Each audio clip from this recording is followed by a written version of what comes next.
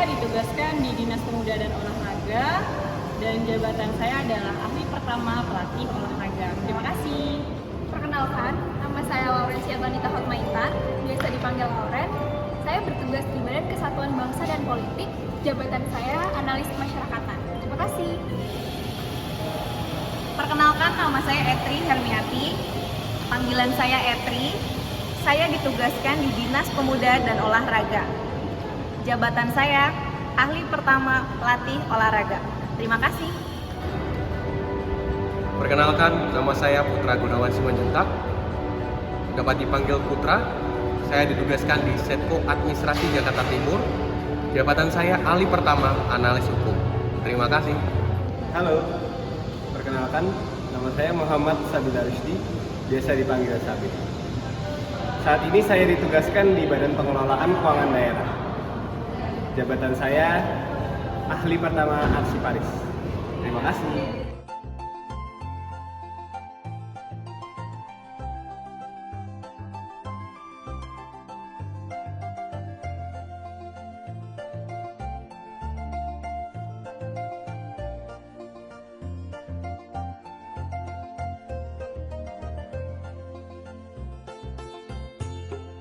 Wawasan kebangsaan dapat diartikan sebagai konsepsi cara pandang yang dilandasi akan kesadaran diri sebagai warga dari suatu negara akan diri dan lingkungannya di dalam berbangsa dan bernegara. Profesor Muladi, Gubernur Lemhanas RI, menyampaikan bahwa wawasan kebangsaan adalah cara pandang bangsa Indonesia mengenai diri dan lingkungannya, mengutamakan kesatuan dan persatuan wilayah dalam penyelenggaraan kehidupan bermasyarakat, berbangsa, dan bernegara. Sebagai warga negara yang baik, kita perlu memiliki wawasan kebangsaan yang memadai. Untuk itu, saya akan menjelaskan beberapa titik penting dalam sejarah bangsa Indonesia. Pada 20 Mei 1908, puluhan anak muda berkumpul di Aula Stovia. Dalam pertemuan itu, mereka sepakat mendirikan organisasi Budi Utomo. Lalu yang kedua, Perhimpunan Indonesia merupakan organisasi pergerakan nasional pertama yang menggunakan istilah Indonesia. Bahkan, Perhimpunan Indonesia menjadi pelopor kemerdekaan bangsa Indonesia di kancah internasional. Pada tanggal 30 April 1926 di Jakarta diselenggarakan kerapatan besar pemuda yang kemudian dikenal dengan nama Kongres Pemuda I. Kongres Pemuda I ini dihadiri oleh wakil organisasi pemuda dari seluruh Indonesia. Lalu yang keempat, pada 27 sampai 28 Oktober 1928, Kongres Pemuda kedua dilaksanakan, di mana saat ini kita kenal dengan Hari Sumpah Pemuda. Yang kelima, pada 1 Maret 1945, dalam situasi kritis, Letnan Jenderal Kemaki Chiharada, pimpinan pemerintah pendudukan Jepang di Jawa, mengumumkan pembentukan Badan Penyelidik Usaha-Usaha Persiapan Kemerdekaan Indonesia (BPUPKI). Lalu yang keenam, PPKI terbentuk pada 7 Agustus 1945. Serta ketujuh, kemerdekaan Indonesia diproklamasikan tanggal 17 Agustus 1945.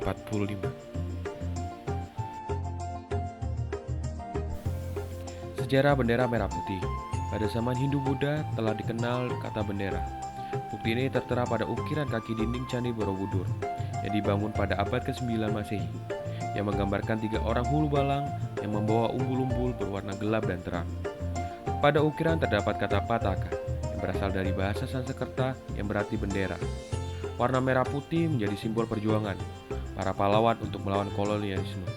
Merah melambangkan keberanian, berani melawan penjajah.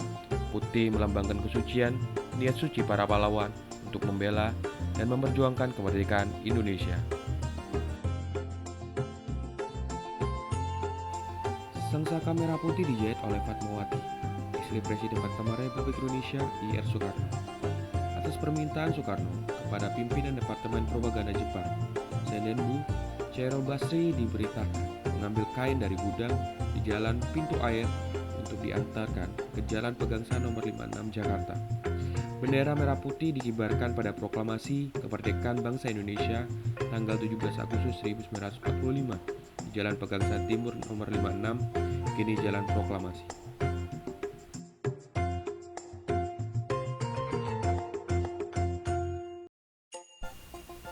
Bahasa Indonesia dan kata serapan.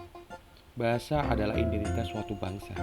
Sejarah perkembangan bahasa Indonesia dipengaruhi oleh hubungan nenek moyang dengan penutur bahasa asing. Penyerapan kosakata dari berbagai bahasa daerah dan bahasa asing, contohnya dari Jawa, Sunda, Sanskerta, Belanda, Arab, Portugis, dan bahasa Tionghoa.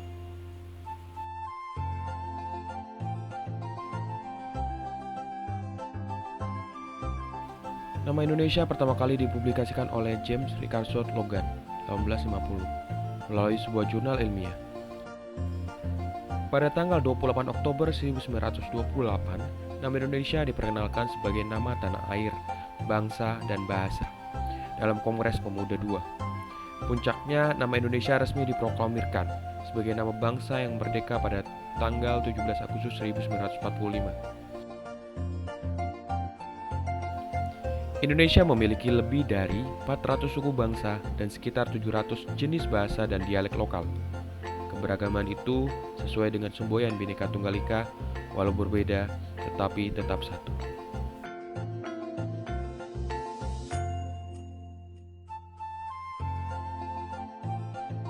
Nama Garuda berasal dari kata Sanskerta. Garuda digambarkan sebagai kendaraan Dewa Wisnu. Dalam agama Hindu, Dewa Wisnu merupakan salah satu dari 3 dewa utama, Trimurti, yang dipercaya sebagai sang pemelihara alam semesta. Garuda seringkali dilukiskan memiliki kepala, sayap, ekor dan moncong burung, elang, serta tubuh, tangan, dan kaki seorang manusia. Garuda digunakan sebagai lambang kerajaan Airlangga. Pada abad ke-11 Masehi, prasasti-prasasti yang dikeluarkan di masa pemerintahan Airlangga kerap menggunakan lambang Garuda, yang dipahat di bagian puncak prasasti yang dikenal dengan sebutan Garuda Muka Lencana. Lambang Garuda dipakai pula oleh raja-raja kerajaan Jenggala yang dianggap penerus kerajaan Airlangga.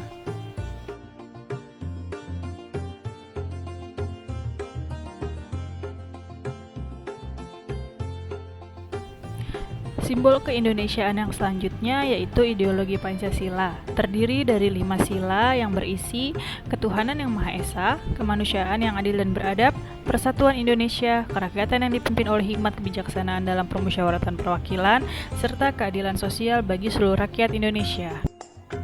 Simbol keindonesiaan yang selanjutnya adalah burung Garuda. Burung Garuda digunakan sebagai lambang negara untuk menggambarkan bahwa Indonesia adalah bangsa yang besar dan negara yang kuat. Warna keemasan pada burung Garuda melambangkan keagungan dan kejayaan. Garuda memiliki paruh, sayap, ekor, dan cakar yang melambangkan kekuatan dan tenaga pembangunan. Jumlah bulu melambangkan hari proklamasi kemerdekaan Indonesia pada 17 Agustus 1945. Yaitu 45 helai bulu pada leher, 19 helai bulu di bawah perisai atau pada pangkal ekor, 8 bulu di bawah perisai atau pada pangkal ekor, dan 17 helai bulu pada masing-masing sayap. Serta terdapat perisai berupa jantung yang digantung dengan rantai pada leher Garuda dan semboyan Bhinneka Tunggal Ika tertulis di atas pita yang dicengkram oleh Garuda. Simbol keindonesiaan lainnya yaitu gambar rancangan burung Garuda. Gambar rancangan asli lambang negara Indonesia merupakan sketsa rancangan Sultan Hamid. Ada beberapa sumber gambar rancangan dan foto rancangan asli lambang negara Indonesia dari sekelompok panitia yang diketuai oleh Muhammad Yamin dengan anggotanya antara lain adalah Ki Hajar Dewantoro, M.A. Palupesi, Muhammad Nasir, dan Raden Mas Purbacaraka dengan koordinator Sultan Hamid II. Panitia tersebut dibentuk untuk mengampung saran yang masuk terkait lambang negara sebelum diserahkan kepada Presiden. Presiden Soekarno juga memberikan perintah jika lambang negara gambarnya harus disesuaikan dengan dasar negara Pancasila. Dan ini adalah gambar-gambar dari rancangan yang diusulkan oleh sekelompok panitia.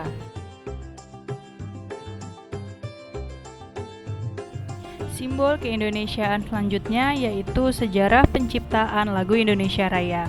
Lagu Indonesia Raya diciptakan oleh Wage Rudolf Supratman. Wage Rudolf Supratman menciptakan lagu kebangsaan Indonesia Raya pada tahun 1924 yang terinspirasi dari kehidupan sosial politik bangsa Indonesia pada saat itu. Semangat W.R. Supratman untuk mengubah lagu makin tertantang setelah membaca surat kabar yang memuat akan penting lagu kebangsaan. Lagu Kebangsaan Indonesia Raya dimainkan oleh W.R. Supratman dengan gesekan biolanya pada saat rapat ketiga Kongres Pemuda II pada tanggal 28 Oktober 1928 di Gedung Indonesias Club Gebouw. Dan ini adalah lirik lagu Kebangsaan Indonesia Raya yang diciptakan pada tahun 1928.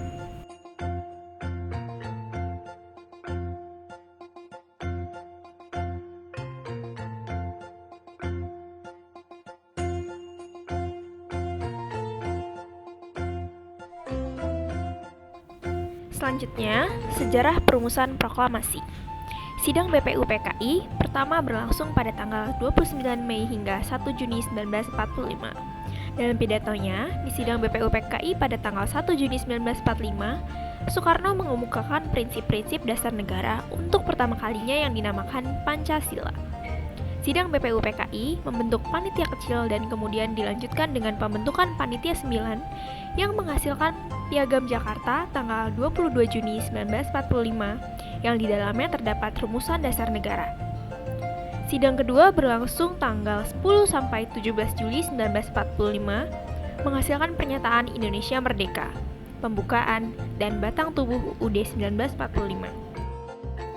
Kesepakatan antara para pemimpin Indonesia dan para pemuda untuk segera menyatakan kemerdekaan dicapai dalam peristiwa Rengas Dengklok. Soekarno, Muhammad Hatta, dan Ahmad Subarjo berhasil merumuskan teks proklamasi di rumah Laksamana Tadashi Maeda di Jalan Imam Bonjol nomor 1 Jakarta pada malam hari tanggal 16 Agustus 1945.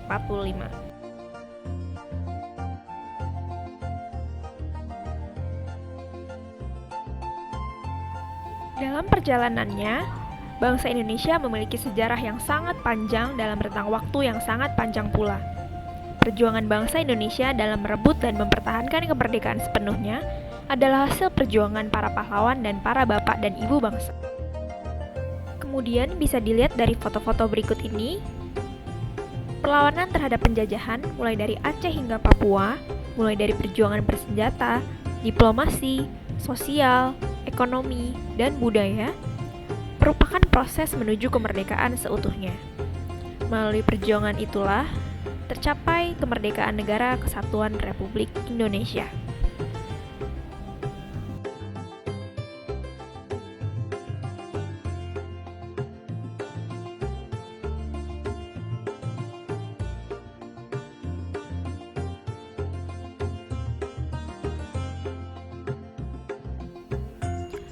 Masa revolusi, pertempuran melawan sekutu.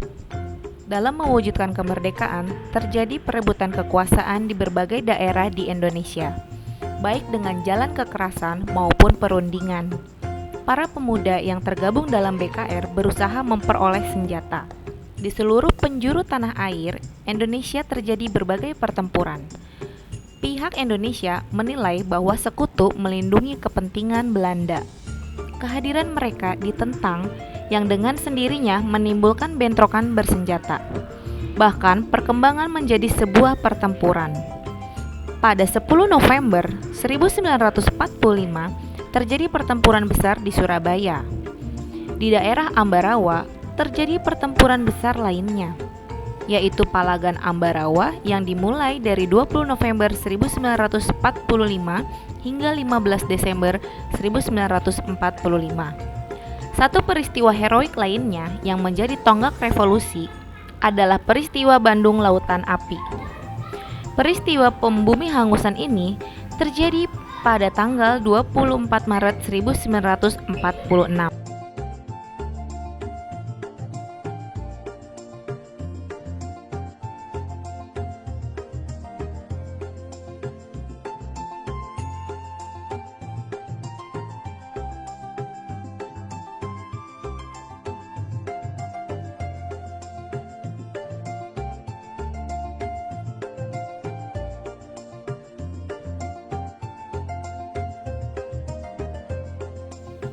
Ini adalah Sumpah Pemuda. Sumpah Pemuda adalah hasil perumusan Kongres Pemuda II yang diselenggarakan pada 27 sampai 28 Oktober 1928. Pembacaan hasil Kongres Pemuda II dilaksanakan di asrama pelajar milik seorang keturunan Tionghoa, Shi Ko Yan, di Jalan Kramat Raya 106, sekarang Museum Sumpah Pemuda. Hasil rumusan Kongres Pemuda II mencantumkan cita-cita bersama satu bangsa, satu nusa, dan satu bahasa.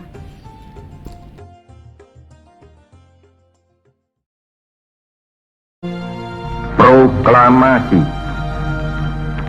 Kami, bangsa Indonesia, dengan ini menyatakan kemerdekaan Indonesia.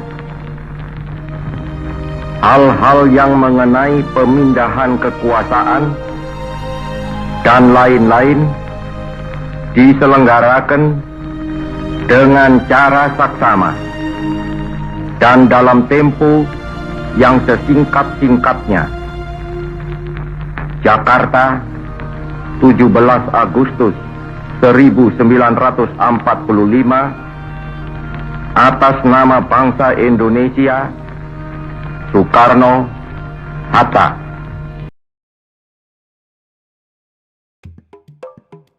Bela negara adalah tekad, sikap, dan perilaku serta tindakan warga negara, baik secara perseorangan maupun kolektif dalam menjaga kedaulatan negara, keutuhan wilayah, dan keselamatan bangsa dan negara yang dijiwai oleh kecintaannya kepada Negara Kesatuan Republik Indonesia yang berdasarkan Pancasila dan Undang-Undang Dasar Negara Republik Indonesia tahun 1945 dalam menjamin kelangsungan hidup bangsa Indonesia dan negara dari berbagai ancaman.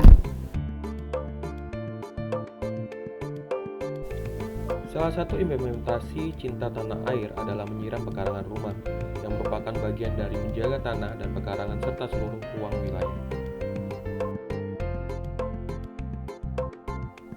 Salah satu pengamalan nilai sadar berbangsa dan bernegara adalah dengan menjaga keamanan sesama masyarakat dengan melakukan pemindaian kode batang melalui aplikasi Peduli Lindungi saat akan memasuki tempat umum. Komponen selanjutnya adalah setia pada Pancasila sebagai ideologi negara. Memimpin rapat merupakan salah satu bentuk mengamalkan nilai-nilai Pancasila dalam kehidupan sehari-hari, yaitu contoh dari sila keempat.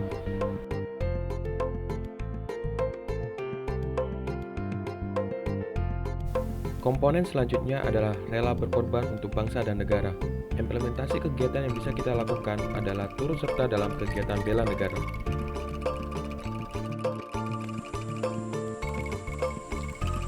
Implementasi salah satu nilai dasar bela negara, yaitu kemampuan awal bela negara.